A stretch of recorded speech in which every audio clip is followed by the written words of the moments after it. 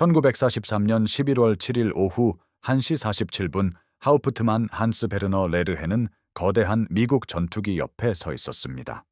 그곳은 베를린 북쪽 90km 지점에 있는 레흘린 시험 시설이었습니다. 그는 8정의 59경 기관총을 응시했습니다. 기관총들은 믿을 수 없을 정도로 두꺼워 보이는 날개에서 튀어나와 있었습니다. 레르헤는 29살의 루프트바페 수석 시험 비행사였습니다. 그는 120가지가 넘는 다양한 항공기를 조종했습니다. 그의 앞에 있는 리퍼블릭 P-47 썬더볼트는 완전히 적재했을 때 14,000파운드의 무게가 나갔습니다. 이는 그의 메서슈미트 BF-109보다 2배나 무거운 것이었습니다. 조종석은 거대했으며 조작 장치들에는 영어로 라벨이 붙어 있었습니다. 그는 조종 매뉴얼도 가지고 있지 않았습니다. 그는 포획된 이 미국 전투기를 격파할 수 있을지 48시간 안에 판단해야 했습니다. P-47은 6달 동안 서유럽 전역에서 루프트바페 전투기들을 파괴해왔습니다. 격추율은 계속 상승했고 독일 조종사들은 죽어갔습니다.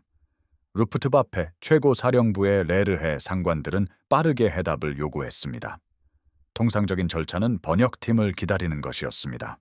또한 노획된 문서를 연구하고 신중하게 진행해야 했습니다. 하지만 레르헤는 조종석에 올랐습니다. 1943년 11월 7일 아침 8시 47분 점령된 프랑스의 캉 비행장에서 사건이 발생했습니다. 윌리엄 E. 로치, 소위는 그의 P-47D, 이 썬더볼트를 착륙시켰습니다. 그는 358 전투비행대대, 355 전투비행단 소속이었습니다. 그는 영국 비행장에 착륙하고 있다고 생각했습니다. 그러나 그는 착각한 것이었습니다. 로치는 베젤과 뒤렌을 목표로 하는 B-17 폭격기들을 호위하는 중이었습니다. 그의 옐로우 편대는 귀환 중 시속 100마일을 넘는 역풍을 만났습니다. 그 결과 연료 소모량이 2배로 늘어났습니다.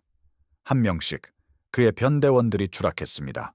그의 편대장 발터 코싹 대위는 프랑스 어딘가에 추락했습니다. 다른 3명의 조종사들은 비상 탈출하거나 비상 착륙했습니다. 로치의 연료 게이지는 비어 있었습니다. 그는 잔디 활주로가 있는 비행장을 발견했습니다. 비행장에는 관제탑이 있었고 이는 안전을 의미했습니다. 그는 착륙을 시도하기 시작했습니다. 착륙 장치가 내려왔고 플랩이 확장되었습니다. 그는 완벽하게 착륙했습니다. 그는 지상 차량을 따라 주차 구역으로 이동했습니다. 그리고 나서 그는 거대한 프렛 앤 휘트니 R 2800 엔진을 껐습니다. 이 엔진은 18개의 실린더와 2000마력의 출력을 가졌습니다. 이제 엔진은 침묵했습니다. 독일군 병사들이 무기를 겨눈 채 다가왔습니다. 그제야 로치는 자신의 실수를 깨달았습니다. 캉의 비행장은 영국 공군이 아닌 루프트바페 소유였습니다. 그는 루프트바페의 최초의 온전하고 비행 가능한 P-47 썬더볼트를 선사한 것이었습니다. P-47은 1943년 4월부터 독일 조종사들을 공포에 떨게 했습니다. 시속 433마일, 3만 피트 고도에서 P-47은 포케불프 FW-190A보다 빨랐습니다. 급강하 시에는 그 어떤 것도 P-47을 따라잡을 수 없었습니다. 조종사들은 시속 500마일을 넘는 속도를 보고했습니다. 8정의 59경 브라우닝 기관총은 초당 13파운드의 탄약을 발사했습니다. 이들의 총 발사 속도는 초당 100발이었습니다. 이 총에서 한 번 발사된 탄환만으로도 적 전투기를 파괴했습니다. 2번의 집중 사격은 더 큰 폭격기들을 갈기갈기 찢어 놓았습니다. 1943년 4월부터 11월까지 P-47은 상당한 전과를 올렸습니다. P-47은 37,000회의 전투 출격을 감행했습니다. 그들은 루프트바페 항공기 423대를 격추했습니다. 모든 원인을 합쳐 고작 67대의 썬더볼트만 손실했습니다. 격추율은 6.3대 1이었습니다.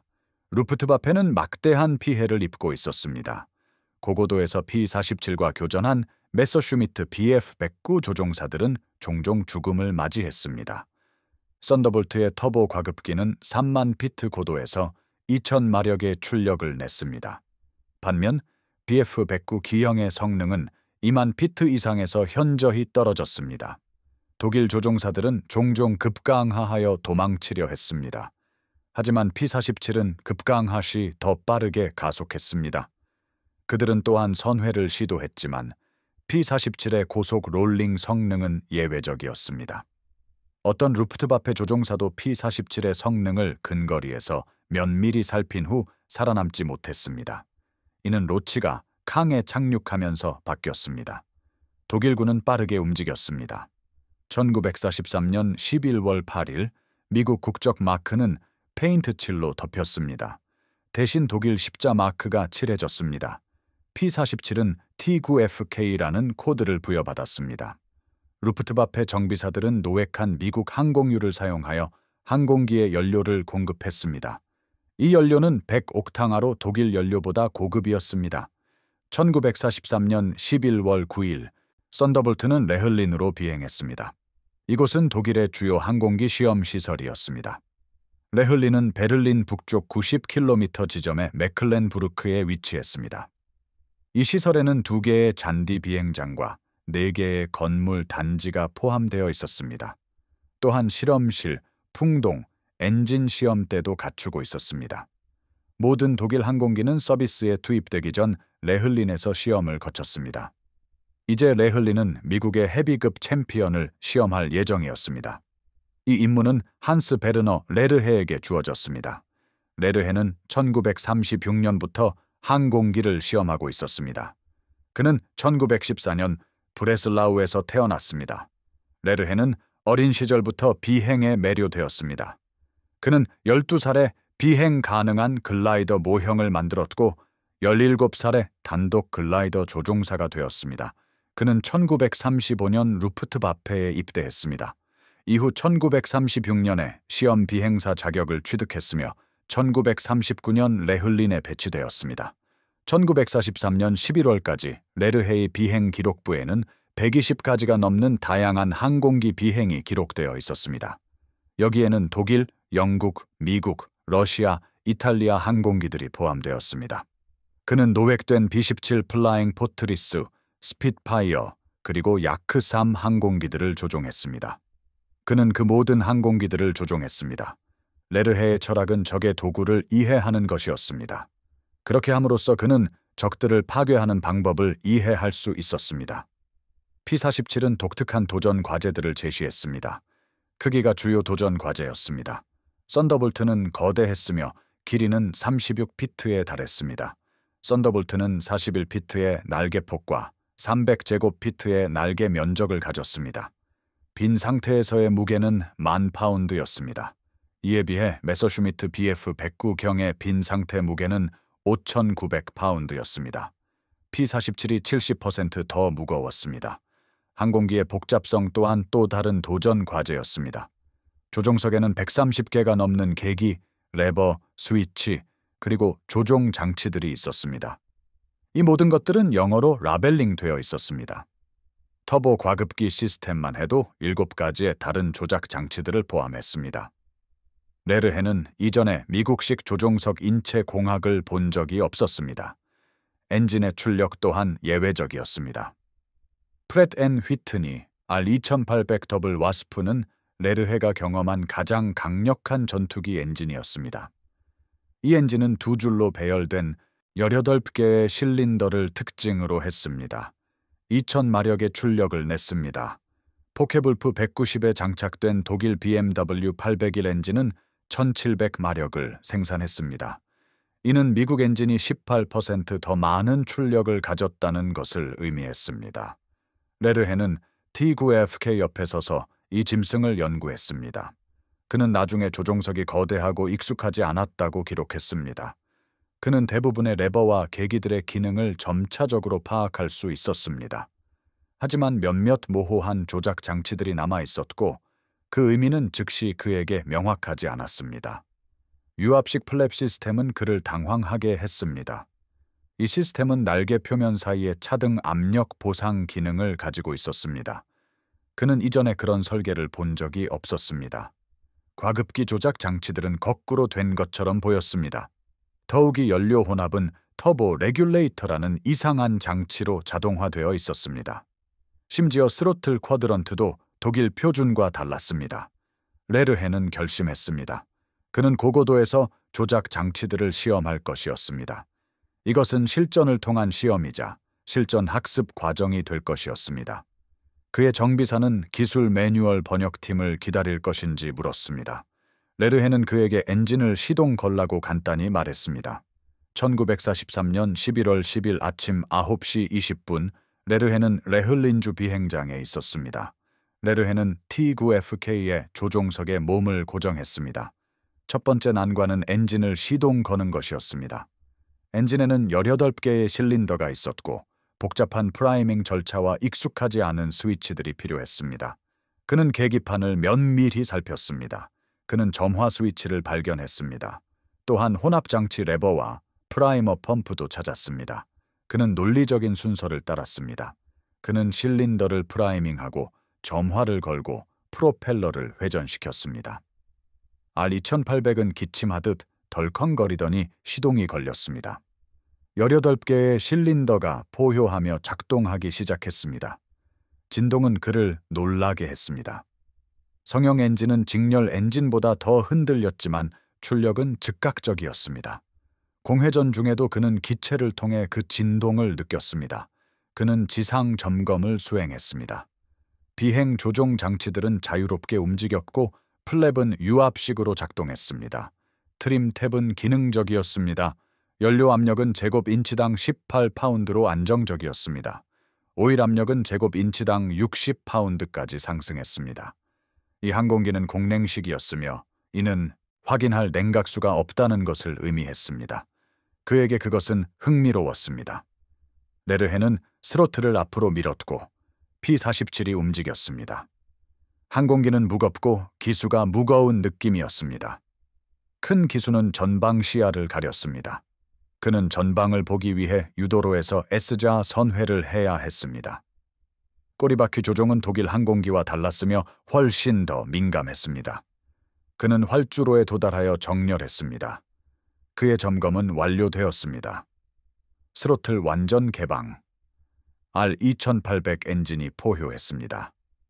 2000마력의 힘이 14,000파운드의 기체를 잔디 활주로로 밀어붙였습니다. 가속은 좋았습니다.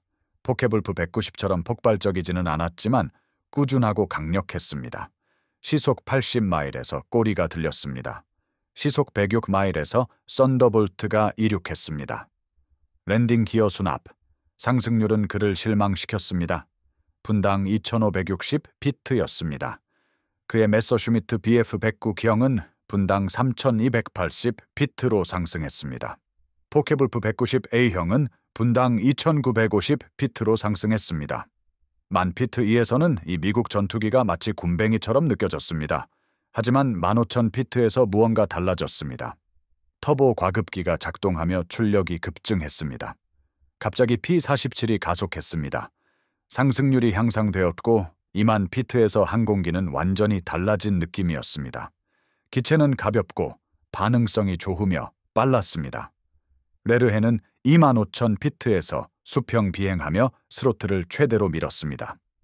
속도계는 시속 400마일을 넘어 420, 그리고 430마일까지 상승했습니다. 조작 장치들은 여전히 명쾌했습니다. 떨림이나 진동은 없었습니다. 그는 항공기를 롤링했습니다. 롤링 속도는 그를 경악하게 했습니다. 시속 400마일에서 P-47은 그의 포케불프 190보다 빠르게 롤링했습니다. 기체는 빠르고 정밀했습니다. 에일러론은 방향타와 완벽한 조화를 이루었습니다. 그는 3초 이내에 360도 완전 롤링을 수행할 수 있었습니다. 그러고 나서 그는 기술을 아래로 내렸습니다.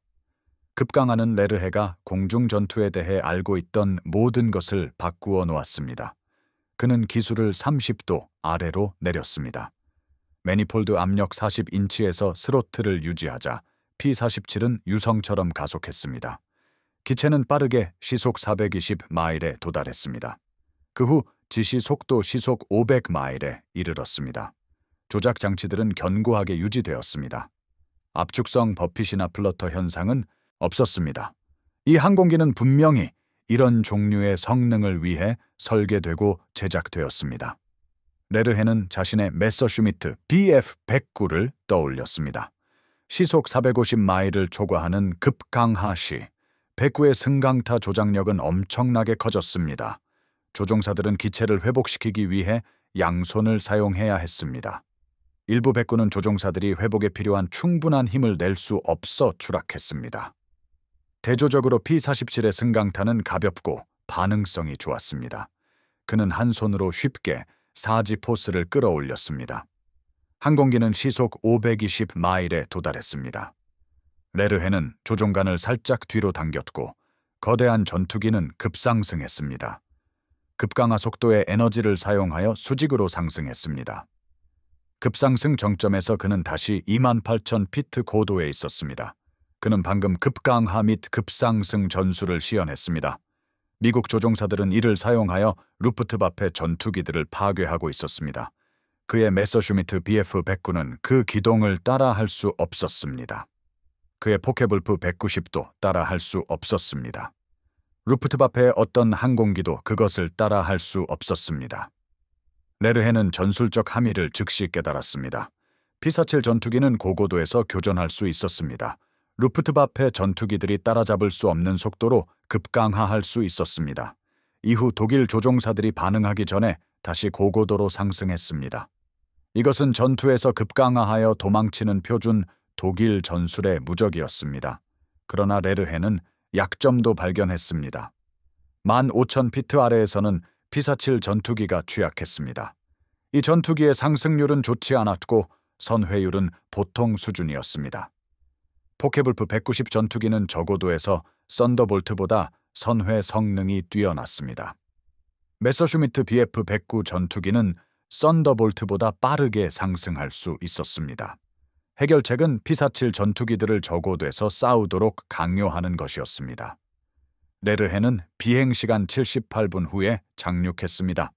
그의 보고서는 루프트와페의 전술을 재편하게 될 것이었습니다. 1943년 11월 12일부터 11월 18일까지 레흘린 시험시설에서 시험이 진행되었습니다. 레르헤는 T9 플러스 FK 전투기를 14번 더 비행했습니다. 각 비행은 항공기에 대한 새로운 세부 사항들을 드러냈습니다. 무장시험이 시작되었습니다. 이 항공기는 8정의 59경 브라우닝 M2 기관총을 장착했습니다. 각 날개에 4정의 기관총이 있었습니다. 엇갈린 설치 덕분에 탄약 상자들이 나란히 배치될 수 있었습니다. 각 총은 350발의 탄약을 탑재하여 총 2,800발의 탄약을 실었습니다. 레르헤는 발트해 시험장에서 3초간의 연사로 8정 모두를 발사했습니다. 반동은 그를 놀라게 했습니다. 항공기 전체가 흔들렸습니다. 그러나 총들은 치명적으로 정확했습니다. 총들의 수렴점은 300야드로 설정되었습니다. 그 거리에서 8줄기의 발사 화염은 3피트 원형 안에 집중되었습니다. 그는 명중력을 계산했습니다. 이 총들은 초당 13파운드의 탄약을 발사했습니다. 59경 철갑소이타는 500야드 거리에서 BF-109 전투기의 장갑을 관통할 수 있었습니다. 이 탄환들은 BF-110 전투기를 너덜너덜하게 만들 수 있었습니다. 폭격기에 대항하여 이 탄약은 파괴적이었습니다. 그러나 기관포 사격이 더 효과적이었습니다. FW-190 전투기의 내정 20mm MG-151 기관포는 폭발탄을 발사했습니다. 이 기관포들은 발사 속도가 더 느렸습니다. 그러나 각 명중은 치명적인 손상을 입혔습니다. P-47 전투기의 59경 탄환은 격추를 위해 여러 번의 명중을 필요로 했습니다. FW-190 전투기의 무장은 폭격기에 대항하여 우위를 가졌습니다. P-47 전투기의 무장은 전투기에 대항하여 우수했습니다. 다음은 기동성 시험이었습니다. 레르헤는 T9 플러스 FK 전투기를 FW-190A6 전투기와 다양한 고도에서 비행하며 시험했습니다. 해수면부터 10,000피트까지는 FW-190 전투기가 우세했습니다. FW-190 전투기는 선회율, 상승률, 가속도에서 뛰어났습니다. 10,000피트에서 20,000피트까지는 두 항공기가 대등했습니다. 두 항공기 모두 경쟁력이 있음이 입증되었습니다. 20,000피트에서 30,000피트까지는 P-47 전투기가 우수했습니다. P-47 전투기는 속도, 급상승, 급강하 가속도에서 포켓-울프를 능가했습니다. 3만 피트 이상에서는 P-47 전투기가 지배적이었습니다. FW-190 전투기의 성능은 급격히 저하되었습니다. 전술적 결론은 명확했습니다. 독일 전투기들은 15,000피트 아래에서 P-47 전투기들과 교전해야 했습니다. 이는 P-47 전투기들이 FW-190 전투기의 성능 범위 내에서 싸우도록 강요할 것이었습니다. 그러나 문제가 있었습니다. 미국 폭격기 편대는 25,000피트 고도에서 비행했습니다. 이 폭격기들을 요격하기 위해 독일 전투기들은 25,000피트까지 상승해야 했습니다. P-47 호위기들은 이미 그곳에 자리 잡고 기다리고 있었습니다. 독일 전투기들은 P-47 전투기의 최적 고도 대역을 통과하며 상승했습니다. 그들은 취약하고 느리며 쉬운 표적이었습니다. 미국인들은 완벽한 폭격기 호위 항공기를 설계했던 것입니다.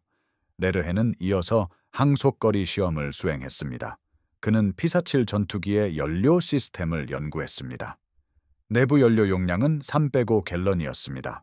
외부 연료 탱크로는 150갤런의 동체, 하부 탱크와 2개의 108갤런 날개 밑 탱크가 포함되었습니다. 이로써 총 연료 용량은 571갤런에 달했습니다. 시속 260마일 순항 시 연료 소비량은 시간당 95갤런이었습니다. 이는 6시간의 비행 지속 시간을 제공했습니다. 외부 탱크를 사용하면 전투 방향은 800마일에 도달했습니다. FW-190 A6 전투기는 124갤런의 내부 연료만을 실었습니다. 이 전투기의 전투 방향은 460마일이었습니다. P-47 전투기는 베를린까지 폭격기들을 호위하고 돌아올 수 있었습니다. 대조적으로 FW-190 전투기는 내륙의 독일 비행장에서 해안까지 겨우 도달할 수 있었습니다. 미국 전투기들은 독일 상공에 머무를 수 있었습니다. 독일 전투기들은 영국 상공에 머무를 수 없었습니다. 이것은 심각한 전략적 불균형을 초래했습니다. 레르헨은 내구성 시험을 수행했습니다. 그는 P-47 전투기의 기체 구조를 조사했습니다. 이 항공기는 특히 과도하게 제작되었고 매우 견고했습니다. 예를 들어 엔진은 230파운드 무게의 장갑판으로 보호되었습니다. 조종석에는 170파운드 무게의 장갑 보호 장치가 있었습니다. 또한 연료 탱크는 3겹의 고무와 직물로 자체 밀봉되었습니다. 그는 P-47 전투기와 교전했던 독일 조종사들의 전투 피해 보고서를 검토했습니다. 이 보고서들은 여러 차례의 20mm 기관포 피격을 언급했습니다. 이러한 손상에도 불구하고 P-47 전투기들은 종종 기지로 귀환했습니다. 엔진 피격에도 불구하고 계속 비행했습니다. 날개 피격을 입은 항공기들도 공중에 남아 있었습니다. 루프트와페 에이스 하인츠 베어는 P-47 전투기의 내구성을 평가했습니다. 그는 이 항공기가 엄청난 양의 피해를 흡수할 수 있었고 매우 신중하게 다루어져야 한다고 언급했습니다. 레르헨은 이 평가에 동의했습니다. P-47 전투기는 무거운 장갑을 갖춘 전차와 같았습니다. 이 항공기의 성형 엔진은 손상을 입어도 계속 작동할 수 있었습니다. 대조적으로 BF-109 전투기의 DB-605와 같은 직렬 엔진은 단 한 번의 냉각수 라인 피격으로도 종종 고장났습니다.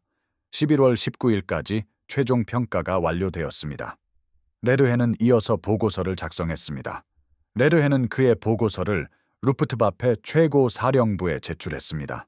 보고서의 분류는 기밀이었습니다. 배포는 전투기 사령부 본부로 전달되었습니다. 여기 성능 요약이 있습니다. 해수면 최대 속도는 시속 352마일이었습니다. 이것은 시속 360마일의 FW-190 A6 전투기보다 낮았습니다. 2669피트에서의 최대 속도는 시속 408마일이었습니다. 이것은 시속 408마일의 FW-190 A6 전투기와 같았습니다.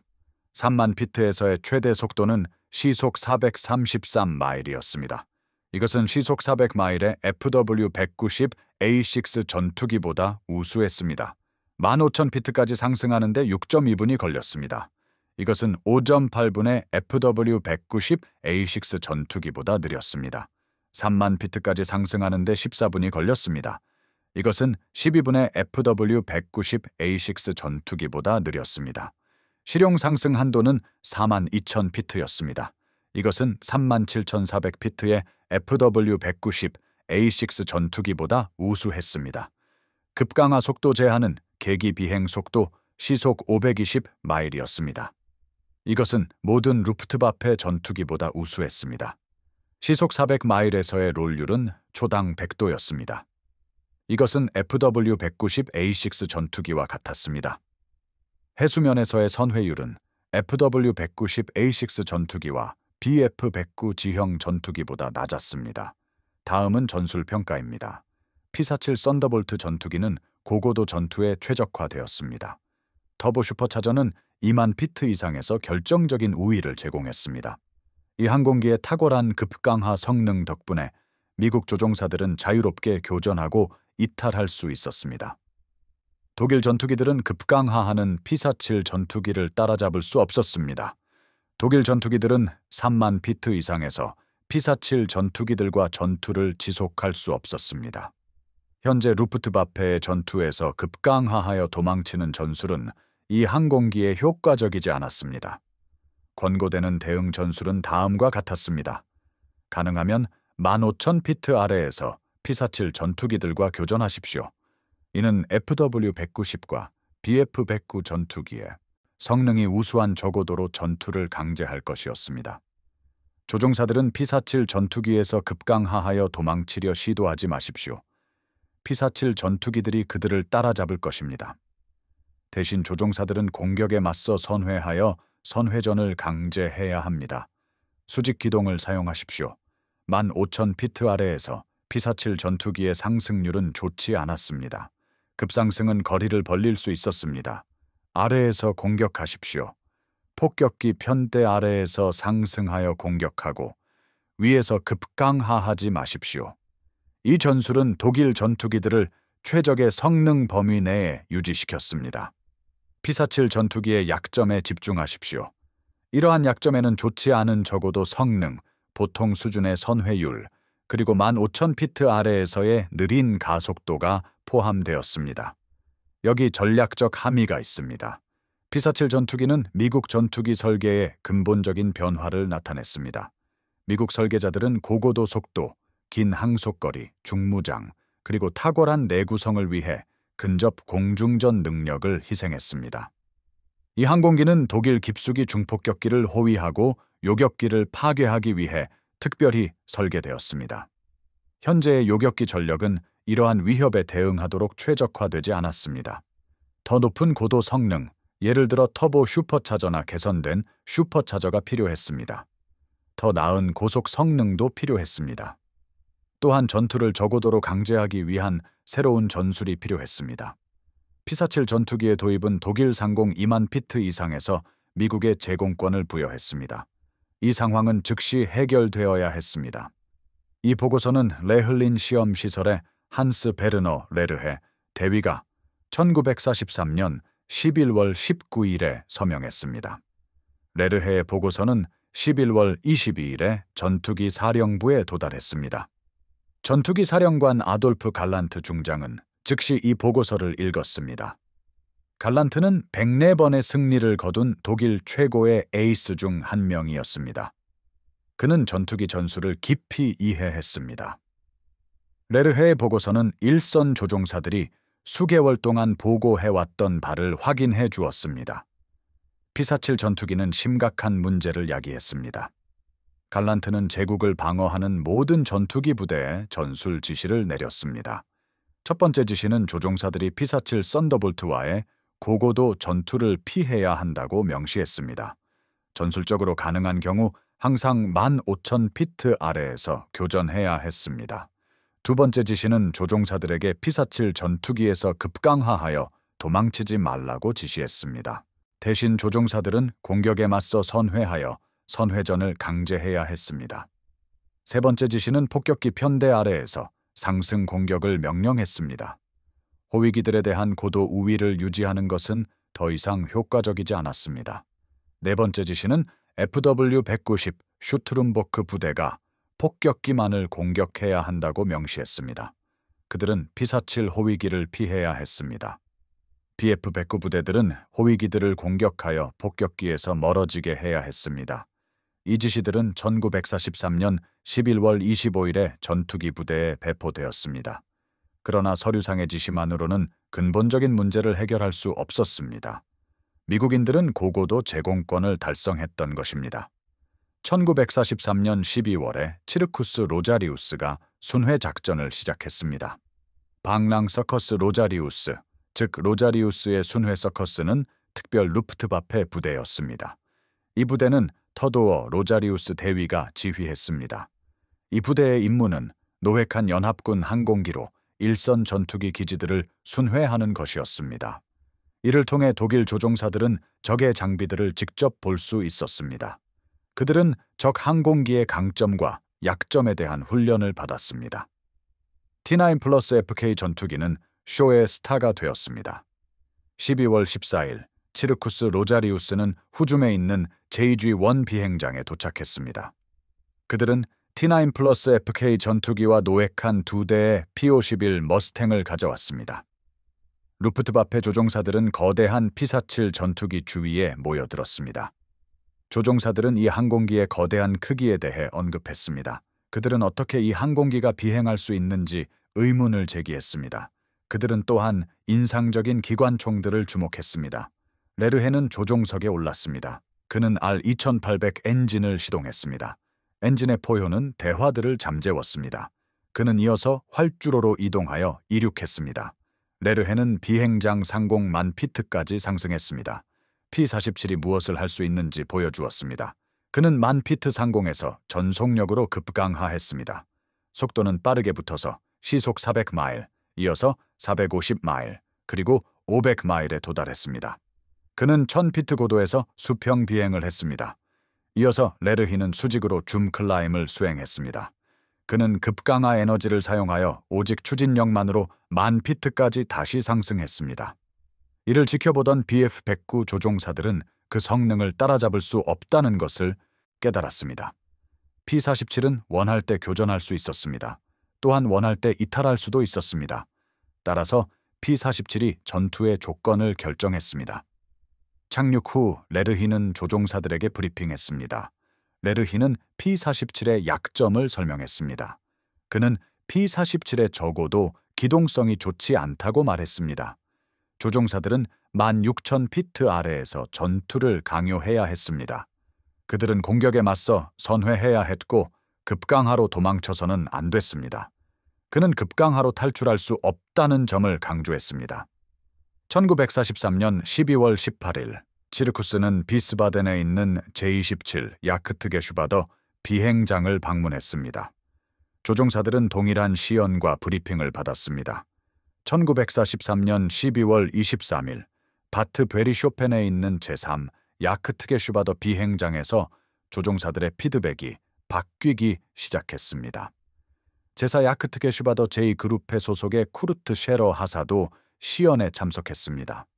그는 그 설명에서 독일의 BF-109와 FW-190의 전반적인 우수성을 강조했다고 회고했습니다. 하지만 조종사들은 첫 전투 출격에서 이 말이 완전히 정확하지 않다는 것을 곧 깨달았습니다. 핵심 문제는 루프트바페 조종사들이 자신감을 잃고 있다는 점이었습니다. P-47은 무적처럼 보였습니다. P-47은 빠르고 중무장했으며 두꺼운 장갑을 갖추었습니다. 미국 조종사들은 공격적이었고 연료도 충분했습니다. 그들은 독일 상공에서 몇 시간 동안 머무를 수 있었습니다. 독일 조종사들은 연료가 제한적이었습니다. 그들은 압도적인 수에 직면했습니다. 게다가 그들은 이제 적의 전투기가 고도에서 우월하다는 것을 알게 되었습니다. 사기는 심각하게 무너지고 있었습니다. 1944년 1월 P-47은 더욱 개선되었습니다. 미국 공장들은 새로운 커티스 패들, 블레이드 프로펠러를 장착한 개량형 P-47D 모델들을 공급했습니다. 이 개량은 분당 500피트의 상승률을 증가시켰습니다. 갑자기 P-47은 저고도에서도 FW-190과 함께 상승할 수 있었습니다. 결과적으로 독일의 줌 클라임 회피 전술은 더 이상 통하지 않게 되었습니다. 1944년 2월, 버블 캐노피를 장착한 P-47, D-25 모델들이 유럽에 도착했습니다. 이는 시야를 크게 향상시켰습니다. 독일 조종사들은 더 이상 뒤에서 감지되지 않고 접근할 수 없었습니다. 1944년 3월, 미국 공장들은 550대의 P-47을 생산했습니다. 같은 기간 동안 루프트바페 공장들은 400대의 BF, 100과 300대의 FW-190을 생산했습니다. 미국은 단발 전투기 생산에서 독일을 명백히 앞서고 있었습니다. 1944년 4월까지 P-51 머스탱기, 장거리 호위기로 P-47을 대체하기 시작했습니다. P-47은 이후 지상 공격 임무로 전환되었습니다. 독일군은 이제 저고도에서 썬더볼트를 상대해야 했습니다. P-47은 2,500파운드의 폭탄 또는 10개의 5인치 로켓을 탑재했습니다. P-47은 탱크킬러, 기차 파괴자, 그리고 보급부대 섬멸자가 되었습니다. 고도에서 P-47을 피하던 루프트바페 조종사들은 이제 지상에서 P-47에 맞서야 했습니다. 이곳은 P-47이 이론적으로 취약한 곳이었습니다. 또한 FW-190이 우위를 점했어야 할 곳이었습니다. 하지만 너무 많은 P-47이 있었습니다. 그들은 목표물에 떼지어 달려들었습니다. 4대의 P-47이 기차를 공격했습니다. 8대의 P-47이 비행장을 타격했습니다. 16대의 P-47이 대공포 진지를 제압했습니다. 독일의 손실은 상당히 증가했습니다. 1944년 5월 29일 이탈리아 로마에서 제301 전투비행대대 제332 전투비행단 소속 로이드 헤스콕, 소위는 임무 중 방향을 잃었습니다. 그는 독일이 통제하는 비행장에 착륙하여 포로로 잡혔습니다. 그의 P-47D-16 일련 번호 427597은 루프트바페에 포획된 두 번째 온전한 P-47이 되었습니다. 이 비행기는 T9 플러스 LK로 코드화되었습니다. 레르히도 이 P-47을 비행했습니다. D-16 모델은 상당한 개선 사항을 가지고 있었습니다. 여기에는 더 나은 엔진과 비상 동력을 위한 물 메탄올 분사 시스템이 포함되었습니다. 2300마력의 출력이 짧은 시간 동안 사용 가능했습니다. 성능은 더욱 향상되었습니다. 성능 격차는 더욱 벌어졌습니다. 1944년 6월 6일 D-Day가 시작되었습니다. 이는 연합군의 프랑스 침공을 알렸습니다. P-47은 D-Day 하루에만 1667회의 출격을 기록했습니다. 그들은 해변을 기총소사하고 독일군 증원부대를 공격했습니다. 또한 공수부대 항공기를 호위하고 루프트바페 요격기들을 격추했습니다. D-Day의 P-47을 만난 독일 조종사들은 그 항공기들이 도처에 있었다고 보고했습니다. 그들은 P-47이 피할 수 없고 압도적이라고 묘사했습니다. 루프트바페는 프랑스 상공의 제공권을 잃었습니다. 1944년 11월 한스 베르너 레르히는 P-47 썬더볼트의 최종 평가를 수행했습니다. 레르히는 세 번째 포획된 P-47을 테스트했습니다. 이 기체는 급강하 회복 플랩을 장착한 D-30 모델이었습니다. 미국인들은 P-47의 마지막 약점까지 해결한 것입니다. 수직 급강하 시 P-47 D-30은 이제 더 낮은 고도에서 회복할 수 있었습니다. 이 기체는 2만 피트에서 1000피트까지 급강하할 수 있었습니다. 그런 다음 기체를 끌어올려 다시 15,000피트까지 줌 클라임했습니다. 이는 독일 전투기가 반응하기도 전에 일어났습니다. 이 전술은 당시 루프트바페 항공기로는 막을 수 없었습니다. 레르히는 최종 평가를 작성했습니다. 레르히는 P-47이 루프트바페 전투기와는 근본적으로 다른 설계 철학을 나타낸다고 언급했습니다. 독일 항공기는 근접 전투, 경량화, 그리고 기동성에 최적화되었습니다. 미국 항공기는 속도, 고고도 성능, 내구성, 그리고 화력에 최적화되었습니다. 그는 독일 깊숙이 중폭격기를 호위하는 데에는 미국의 철학이 우월하다고 결론 내렸습니다. P-47은 폭격기와 같은 고도에서 전투할 수 있었습니다. 이 기체는 약 620마일 동안 폭격기를 호위할 수 있었습니다. 더욱이 P-47은 전투 피해를 흡수하고 귀환할 수 있었습니다. 독일 전투기들은 폭격기 고도에서 고전했고 충분한 항속 거리가 부족했으며 피해에 취약했습니다. P-47에 대항하기 위해서는 새로운 항공기들이 필요했습니다. 여기에는 고고도 성능을 갖춘 타-152가 포함되었습니다. MA-260이 제트기도 속도 2점을 제공했습니다. 그는 현재 독일 전투기들이 약 19,700피트 상공에서는 압도당한다는 사실을 발견했습니다. 레르히의 보고서는 미국이 독일 상공의 고고도 공중전에서 승리했다고 명시했습니다. 이 보고서는 1944년 11월 28일 갈란트 장군에게 전달되었습니다. 그때는 이미 너무 늦어 아무런 의미가 없었습니다. P-47이 단독으로 전쟁에서 승리한 것은 아닙니다. 하지만 P-47은 모든 것을 바꾸었습니다. P-47 이전에는 독일 전투기들이 용인할 만한 손실로 미국 폭격기 편대를 요격할 수 있었습니다. 포케불프 190과 메서슈미트 109는 고도로 상승했습니다. 그들은 폭격기들을 공격했습니다. 이어서 호위기들로부터 급강하하여 도망쳤습니다. P-47 등장 후 독일 전투기들은 냉혹한 선택에 직면했습니다. 그들은 호위기들과 교전하고 아마도 격추될 수 있었습니다.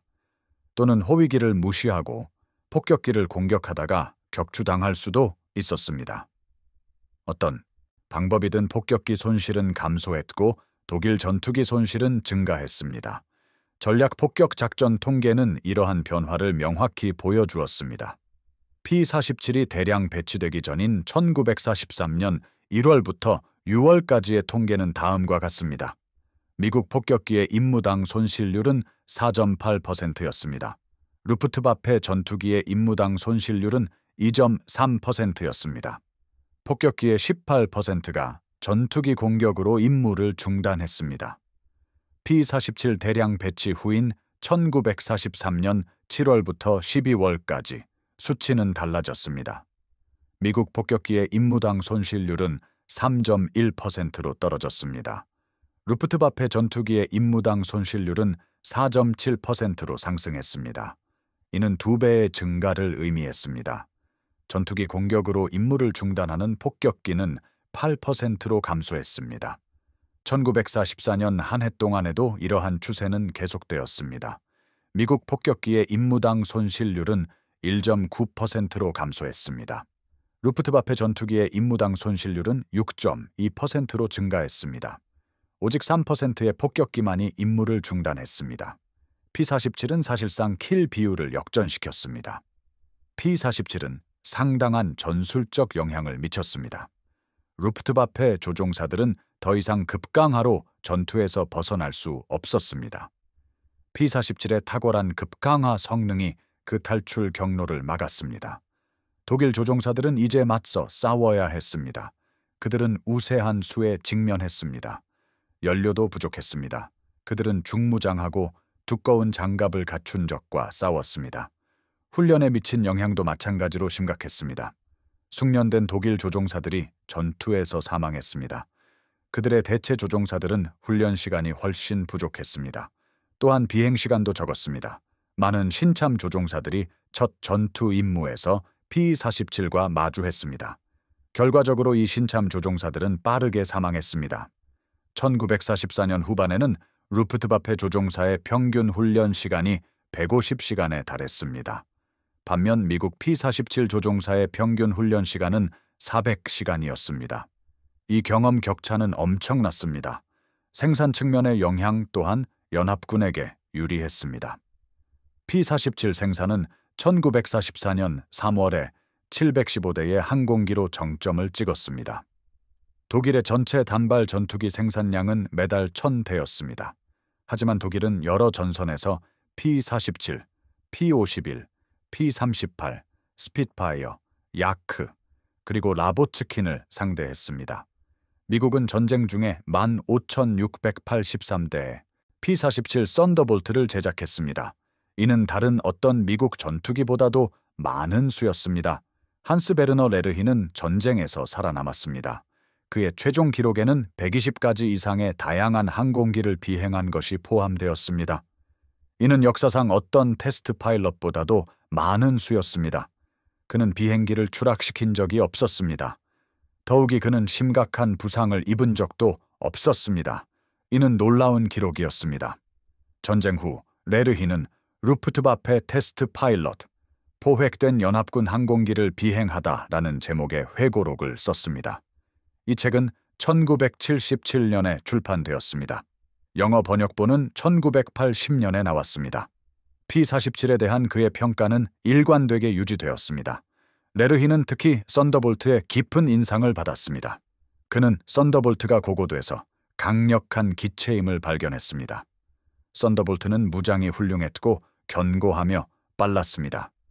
미국인들은 썬더볼트를 임무에 완벽하게 설계했습니다. 그는 독일 전투기들이 P-47에 대항하도록 최적화되지 않았다고 결론 내렸습니다. 레르히는 1994년 2월 9일 79의 나이로 사망했습니다. 그는 독일 슈투트가르트에서 세상을 떠났습니다. 그의 비행 일지는 뮌헨의 독일 박물관에 보존되어 있습니다. 이 일지들은 제2차 세계대전 중 가장 포괄적인 적 항공기 평가 프로그램을 기록하고 있습니다. 비틀이라는 코드명의 P-47이 모든 것의 시작이었습니다. 이 기체의 식별 번호는 42-2290이었습니다. 기체 코드는 TI-9 플러스 FK였습니다. 이 기체는 윌리엄 로치의 항공기로 1943년 11월 7일에 포획되었습니다. 레르히의 테스트 후 T9 플러스 FK는 1945년 4월까지 치르쿠스 로자리우스에서 사용되었습니다. 이 기체는 수십 개의 루프트바페 기지를 순회했습니다. 수천 명의 독일 조종사들이 이 기체를 보았습니다. 수백 명이 승객으로 탑승하여 비행했습니다. 고참 조종사들도 직접 비행했습니다. 1945년 4월 미군이 바이에른의 바트 베리쇼펜 비행장을 점령했습니다. 그들은 T9 플러스 FK가 경납고에 주차되어 있는 것을 발견했습니다. 독일군의 식별 표시는 여전히 보였습니다. 페인트 아래에는 미국 일련 번호가 여전히 읽을 수 있었습니다. P-47은 고향으로 돌아갔습니다. 하지만 이 기체는 다시는 비행하지 못했습니다. 너무 많은 마모와 비행 시간을 기록했습니다. 결과적으로 이 기체는 부품용으로 해체되었습니다. 윌리엄 로치는 전쟁에서 살아남았습니다. 그는 스탈라그 루프트 1번 포로 수용소에 수감되어 있었습니다.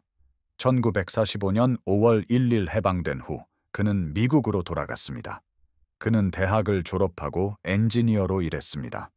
로치는 자신의 P-47이 루프트바페 전술을 바꾸었다는 사실을 알지 못했습니다. 그는 2003년 1월 18일 82살의 나이로 텍사스에서 사망했습니다. 오늘날 뉴욕주 파밍데일에 있는 리퍼블릭 항공박물관은 복원된 P-47D 썬더볼트를 전시하고 있습니다. 그 안내판에는 독일이 레흘린에서 노획한 P-47을 시험한 내용이 언급되어 있습니다. 또한 한스 베르너 레르헤의 평가도 언급하고 있습니다. 오하이오주 데이턴에 있는 미국 공군 국립박물관에는 또 다른 P-47D가 전시되어 있습니다. 그 안내판은 이 항공기의 급강하 성능이 제2차 세계대전의 어떤 전투기보다도 독보적이었다고 설명합니다.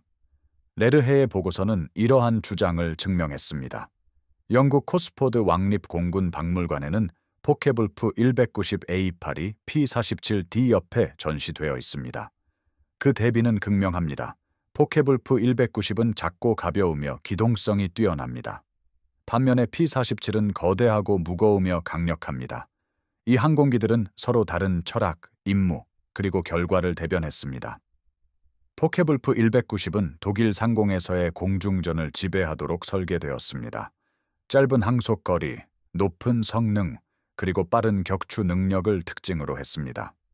P-47은 폭격기들을 독일 영토 1000마일까지 호위하도록 설계되었습니다. 긴 항속거리, 고고도 성능, 그리고 생존 능력이 특징이었습니다. 1943년과 1944년에는 공중전 능력보다 호위거리가 더 중요했습니다. P-47이 이 점을 증명했습니다. 통계는 이 이야기를 더욱 분명히 보여줍니다. 유럽 전구에서의 P-47 전투 기록에는 54만 6천 회의 전투 출격이 포함됩니다. 3,752 회의 공중전 승리가 보고되었습니다. 전투 중 모든 원인으로 3,499대의 P-47이 손실되었습니다. 확정 격추만을 계산했을 때 격추율은 4.6대 1이었습니다. 출격당 손실률은 0.7%였습니다. 그 지상 공격 효과 또한 주목할 만했습니다. 8만 6천 대의 철도 차량이 파괴되었습니다. 9천 대의 기관차가 파괴되었습니다. 6만 8천 대의 트럭이 파괴되었습니다. 6천 대의 장갑 차량도 파괴되었습니다. 게다가 수많은 다리, 건물, 그리고 보급 창고도 파괴되었습니다. P-47은 공중에서 루프트바페를 파괴했습니다. 이어서 지상에서는 베르마흐트를 파괴했습니다. 레르헤의 시험은 이러한 효과 뒤에 숨겨진 이유들을 밝혀냈습니다. 첫째, 그 내구성은 탁월했습니다. 성형 엔진은 전투 피해에도 불구하고 계속 작동했습니다. 자동 밀봉 연료 탱크는 화재를 방지했습니다. 장갑 처리된 조종석은 조종사들을 보호했습니다. 둘째, 그 화력은 엄청났습니다. 이 항공기는 8.50 구경 기관총 8문에 2,800발의 탄약을 탑재했습니다. 이는 장기간의 전투를 위한 충분한 탄약을 제공했습니다. 그것은 어떤 것이든 파괴할 수 있는 충분한 화력을 갖추고 있었습니다. 셋째, 그 성능은 뛰어났습니다. 이 항공기는 타의 추종을 불허하는 급강하 속도를 가지고 있었습니다. 뛰어난 고고도 능력을 특징으로 했습니다. 게다가 외부 연료 탱크로 긴 항속 거리를 제공했습니다. 이러한 조합은 치명적이라는 것이 입증되었습니다. 노획된 P-47로부터 얻은 교훈은 중요한 최종 유산을 형성했습니다. 이러한 교훈은 전후 소련 전투기 설계에 영향을 미쳤습니다. 소련 엔지니어들은 1945년 5월에 레흘린을 점령한 후 레르헤의 보고서를 검토했습니다. 그들은 P-47의 터보 슈퍼차저 시스템을 연구했습니다. 또한 급강하 성능도 연구했습니다. 마지막으로 그들은 내구성 설계를 조사했습니다. 그 결과 1950년대의 소련 전투기들은 미국 설계 원칙들을 통합했습니다. 이러한 원칙에는 중무장, 견고한 구조, 그리고 고고도 능력이 포함되었습니다. 냉전 군비 경쟁은 노획된 미국 항공기에 대한 독일 보고서로 시작되었습니다. 이것으로 이야기는 완전한 한 바퀴를 돌게 되었습니다. 이 이야기가 중요한 이유가 여기에 있습니다. P-47 썬더볼트 이야기는 단순한 하나의 항공기에 대한 것이 아닙니다. 그것은 설계 철학을 보여줍니다. 또한 임무 집중의 중요성을 강조합니다. 궁극적으로는 진정으로 중요한 것이 무엇인지 이해하는 것을 역설합니다. 독일인들은 공중전, 경량화, 민첩성, 그리고 단거리 요격에 최적화했습니다. 미국인들은 임무 성공에 최적화했습니다. 그들은 폭격기를 호위하는 것을 목표로 했습니다. 또한 피해로부터 생존하고자 했습니다. 그들의 목표는 공중전을 전략적으로 승리하는 것이었습니다. 두 접근 방식 모두 장점이 있었습니다. 1940년에는 독일의 철학이 지배적이었습니다. 메서슈미트 109는 공중전에서 모든 것을 파괴했습니다. 1944년에는 미국의 철학이 우세했습니다. 개별 전투에서 승리하는 것은 그렇게 중요하지 않았습니다. 전체 전역에서 승리하는 것이 중요했습니다. 폭격기들을 목표물까지 도달시키는 것이 정말로 중요했습니다. P-47은 폭격기들을 목표물까지 도달시켰습니다. 한스 베르너 레르헤는 1943년 11월에 이것을 이해했습니다. 그는 2주에 걸쳐 78시간 동안 T9+FK를 시험했습니다. 그는 모든 강점을 발견했습니다. 그는 모든 약점을 문서화했습니다. 그의 결론은 P-47이 모든 것을 바꿀 것이라는 것이었습니다. 그는 옳았습니다. 만약 미국, 영국, 캐나다, 호주, 독일 또는 세계 어디에서든 시청하고 계시다면 여러분은 이 이야기들을 계속해서 살아있게 하는데 동참하고 계신 것입니다. 지금 바로 좋아요 버튼을 눌러주세요. 모든 좋아요는 유튜브에게 이 이야기를 더 많은 사람들과 공유하라고 알려줍니다. 그들은 노획된 P-47이 1943년에 루프트바페의 전술을 어떻게 바꿨는지 이해할 필요가 있습니다. 구독하시고 알림을 켜주세요. 우리는 매일 기록 보관소에서 잊혀진 이야기들을 찾아내고 있습니다. 여기에는 적 항공기를 조종했던 시험 비행사들의 이야기가 포함됩니다. 또한 불가능한 문제들을 해결했던 엔지니어들의 이야기도 있습니다. 게다가 우리는 전쟁을 바꾼 결정들을 다룹니다. 댓글을 남겨주세요. 어디에서 시청하고 계신지 알려주세요. 가족 중에 항공 역사와 관련된 분이 계시다면 공유해 주세요. 여러분이 여기 계시다는 것을 알려주세요. 시청해 주셔서 감사합니다. 한스 베르너 레르헤, 윌리엄 로치, 그리고 제2차 세계대전 동안 만들어진 15,683대의 P-47 썬더볼트가 잊히지 않도록 해주셔서 감사합니다. 이 기계들과 그것들을 조종했던 사람들은 역사를 바꿨습니다. 여러분이 그 역사를 보존하는 데 도움을 주고 계십니다.